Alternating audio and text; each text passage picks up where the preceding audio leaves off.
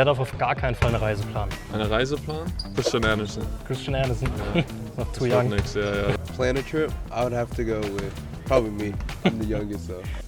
Ich. Boah, ich selbst. Du selbst? Yeah. Daniel, teils. Who do you think snores the loudest? Snores the loudest. Maybe DT. A little bit of like a barbarian kind of. Wer von den Jungs schnarcht am lautesten? Franz. Vielleicht weiß ich jetzt nicht, aber ein paar lustige Fotos auf jeden Fall schon bei den Flügen und so gesammelt. Okay. Von Vogtmann und ja, Justus. Wer schnarcht am lautesten? Einer von den Vätern, Joe oder so. David.